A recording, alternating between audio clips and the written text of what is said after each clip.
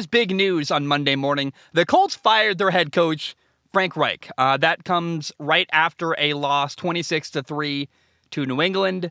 Also the week after firing their offensive coordinator, Marcus Brady, in kind of a desperate attempt to make something happen. And also benching Matt Ryan, their quarterback, for their young guy, Sam Ehlinger. So Frank Reich is out in Indy.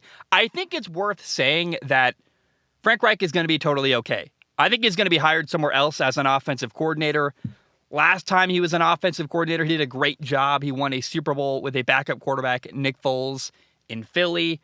I hear his name being thrown around in Pittsburgh if they fire Matt Canada. If Eric Bieniemy gets hired away from Kansas City, maybe he goes there to work with Andy Reid.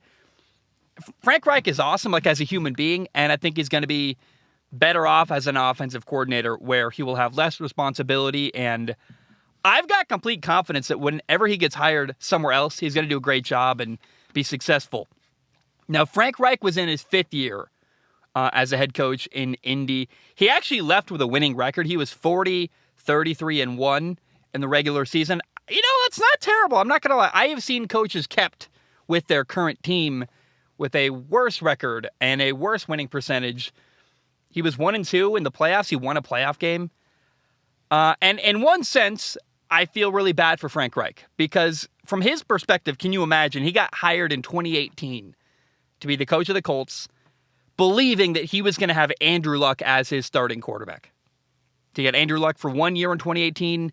Andrew Luck had a great year, made the Pro Bowl, and then retired the next year before the year even started at 29 years old. That's tough, man. I hope that doesn't get overlooked in the history of Frank Reich and how he's remembered in Indy. He was supposed to have Andrew Luck, and he never got him. And I would imagine Andrew Luck is a big part of why he even took that job with the Colts. Instead, Frank Reich had a different quarterback every year he was in Indy. Jacoby Brissett, Phillip Rivers, Carson Wentz, Matt Ryan, not to mention all the other guys that played here and there. It's just really unfortunate the way things went down for Frank Reich. He was never a great head coach, but he seems like a really nice man and certainly was a great offensive coordinator. And I would have loved to see what could have happened if maybe he'd had Andrew Luck the last 5 years instead of a cacophony of all these different guys. I mean, it's very possible, and in fact, more likely that Frank Reich would have been very successful the last 5 years and probably still have a job as the Colts head coach. I also think, though, that Frank Reich is probably better off leaving Indy. Here's why I say that. Indy's a tough situation because of their owner, Jim Irsay. He's kind of a loose cannon, and I'm going to get hate for saying this. I don't really care. Jim Irsay says whatever he wants, kind of does whatever he wants. I think he ran Carson Wentz out of town. There are a lot of things behind the scenes that I would not want to work for Jim Irsay because he's kind of controlling. Now, it's his money, his team, he gets to do whatever he wants, but I would be frustrated as I hit my table. I would be frustrated working for Jim Irsay. And the story isn't over here because the Colts have now hired Jeff Saturday as their interim head coach. Jeff Saturday played in Indy for 13 years as a center, snapping to Peyton Manning all through the Peyton Manning era. He was a 6-time Pro Bowl center. He's really only ever coached high school football.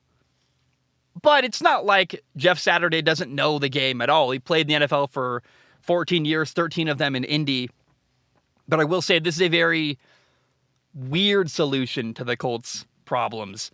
Jeff Saturday was not on the Colts coaching staff. He was actually working for ESPN as an analyst. Again, I said this a second ago. Jim Irsay, the Colts owner, does whatever he wants. Apparently, we're told Jeff Saturday was working for the team as a consultant. So technically, it's a hire from within, which allows the Colts to get around the Rooney Rule. But I have never seen an NFL team hire an interim head coach from the outside. There was once upon a time, I remember Wisconsin football, their head coach moved on to be the general manager. They fired someone, their head coach moved on to be the athletic director, I believe. Then he took time as the athletic director to also be the head coach or something. There was some movement from AD, head coach to athletic director, then back to head coach when they fired their coach for a brief period.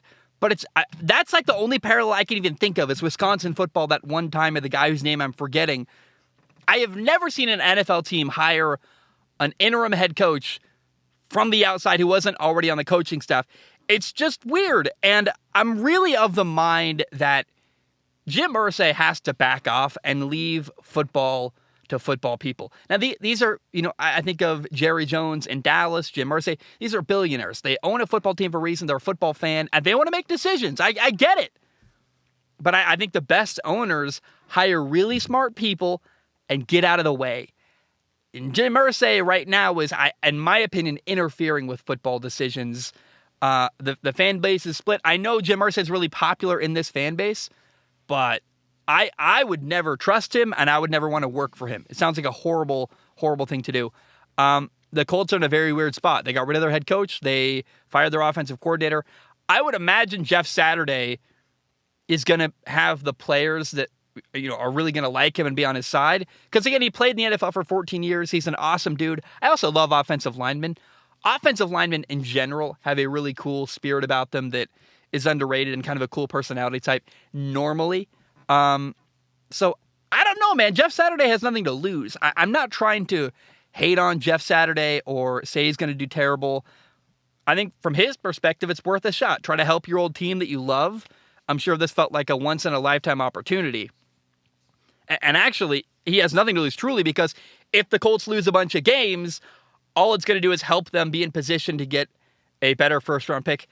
At minimum, I would hope he can help fix the offensive line, because they've woefully underperformed this year. But it's a very weird situation. I've never seen someone just hire an ESPN analyst to come in mid-season and be their head coach. Like, that just doesn't happen. It's not quite that cut and dry, because he does have history with the franchise. Apparently, he was working as a consultant, we're told. It better be true, because, again, they circumvented the Rooney Rule. And I'm rooting for Jeff Saturday. I hope he does well. I like him as a person. Like, he's awesome in interviews always throughout his career, and I like him as an analyst. And I hope he can help the offensive line at minimum. It's a weird experiment. I'm not really sure what's going to happen with Jeff Saturday. If anything, I think it reflects more poorly on the owner, Jim Irsay, for just consistently sticking his nose where, in my opinion, it doesn't belong, although he would tell you, I'm the owner, I get to do whatever I want. So again, I think you leave football to football people. You're a great businessman, you're a billionaire owner, be a fan and hire smart people. But it's too tempting for these owners, man. They can't afford, they can afford to. They can't get their, ego out of the way, and they're too excited about things and want things done their way and think they know better. But, historically, the most successful owner probably in the modern era is Robert Kraft in New England, who he let Belichick run things the way he wanted. He won 6 Super Bowls, more successful than any other owner ever, because he got out of the way, hired smart football people, and backed off. And even when his boy Tom Brady was getting pushed out of New England, he trusted Bill Belichick. Well, that remains to be seen if that was the right thing to do or not. But my point is, I hate a meddling owner. I think Jim Irsay is. And we'll see if Jim Irsay can turn things around for the Colts. Since Peyton Manning left, they haven't done a lot. They had a couple brief years with Andrew Luck. They didn't support him properly. He retires early. We've seen a meddling owner in Dallas, Jerry Jones, chase a Super Bowl for years and fail and fail and fail and fail. So, I don't know. Rooting for Jeff Saturday. Nothing against him. But you have to acknowledge it's very weird to hire a guy off the streets or right out of the ESPN broadcasting studio to be your interim head coach.